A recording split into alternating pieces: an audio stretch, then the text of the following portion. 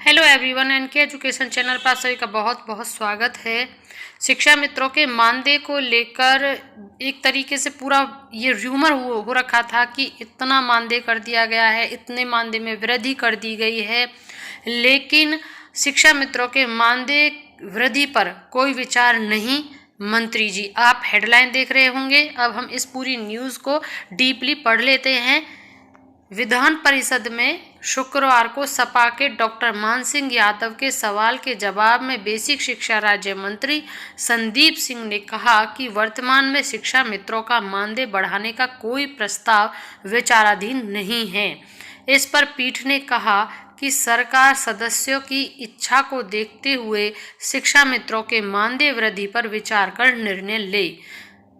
उधर आशुतोष सिन्हा के सवाल पर बेसिक शिक्षा राज्य मंत्री ने कहा कि शिक्षा मित्रों को नियमित कर्मचारियों की तरह महंगाई भत्ते का भुगतान किया जाना संभव नहीं है। यानी कि उन्होंने डीए वाली बात यहाँ पर कह दी। उन्होंने कहा कि जो शिक्षा मित्र हैं उनको डीए जैसे कि एक रेगुलर कर्मचारी को दिया जाता है वो देना संभव नहीं है। सेवानिवृत्त संस्कृत शिक्षकों के जीपीएफ का 1 माह के भीतर होगा भुगतान। ये इसी के अंदर दूसरा न्यूज़ है जो कि रिटायर हो चुके थे संस्कृत शिक्षक। प्रदेश में सेवानिवृत्त संस्कृत शिक्षकों के जीपीएफ व अन्य सभी तरह के भुगतान 1 माह के भीतर कर दिए जाएंगे।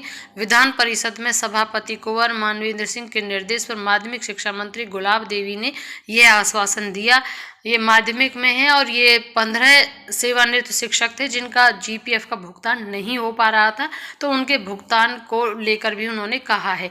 अब इसमें जो मेन बात है कि संदीप सिंह ने कहा शिक्षा मित्रों को नियमित कर्मियों की तरह महंगाई भत्ता देना संभव नहीं। यहाँ पर 2 चीज़ें क्लियर हो रही हैं। पहली देखना आप, यहाँ पर इन्होंने लिखा महंगाई भत्ता, दूसरा यहाँ पर लिखा मानदेय वृद्धि, दोनों चीज़ें अलग हैं। तो यहाँ पर ये चीज़ आप देख लें कि किसी भी प्रकार की कोई मानदेय वृद्धि अभी फ़िलहाल होती नज़र नहीं आ रही है। ये एक र्यूमर था कि जिसमें बताया जा रहा था कि इतना मानदेय बढ़ जाएगा। तो यहाँ पर ये चीज़ क्लियर है कि स्पष्ट मना कर दिया गया है। लेकिन हमारा भी ये कहना है कि मानदेय वृद्धि हो या ना हो ये दूसरा मैटर है, लेकिन शिक्षा मित्रों को उनका रेगुलर उन्हें किया जाए, नियमितीकरण उनका किया जाए, क्योंकि वो भी काफ़ी समय से सेवा दे रहे हैं अपनी। और फिर एक बार अगर आप किसी को परमानेंट कर दें और फिर उनको अनियमितीकरण कर दें, फिर नियमितीकरण कर दें, तो ये बहुत ही पेचीदा मामला होता है। तो हमारा भी ये कहना है कि चाहे मानदेय वृद्धि हो या ना हो, लेकिन नियमितीकरण होना बहुत ज़रूरी है, जिससे एक पूरी एनर्जी के साथ फिर अध्यापक पढ़ाता है। और क्यों फिर अध्यापकों में इस प्रकार का वो रखा जाए, इतने साल से जब वो सर्विस दे रहे हैं तो अपने आप ही एक्सपीरियंस होने लगता है। तो यहाँ पर हम भी कहेंगे कि मानदेय वृद्धि हो या ना हो, लेकिन नियमितीकरण रेगुलर होना बहुत ज़्यादा ज़रूरी है। और इसके लिए शिक्षा मित्रों को बिल्कुल दिन रात मेहनत करके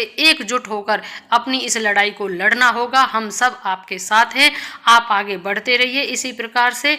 और अगर आप हमारे चैनल पर पहली बार विजिट कर रहे हैं तो चैनल को सब्सक्राइब करना नहीं भूलिएगा, क्योंकि एजुकेशन से रिलेटेड चाहे शिक्षा मित्र हो, अतिथि टीचर हो, परमानेंट टीचर हो, वैकेंसीज हो, भर्ती हो, भारत के किसी भी क्षेत्र में शिक्षक भर्ती की जाती है। आपको कहीं जाने की ज़रूरत नहीं है, हमारे चैनल पर आपको सभी प्रकार की इन्फॉर्मेशन मिलेगी। अगर चैनल इन्फॉर्मेटिव ना लगे तो बताइएगा, और अगर इन्फॉर्मेटिव लगे तो भी प्लीज़ कमेंट करके बताइएगा। वीडियो को अंत तक देखने के लिए thank you and thanks for watching.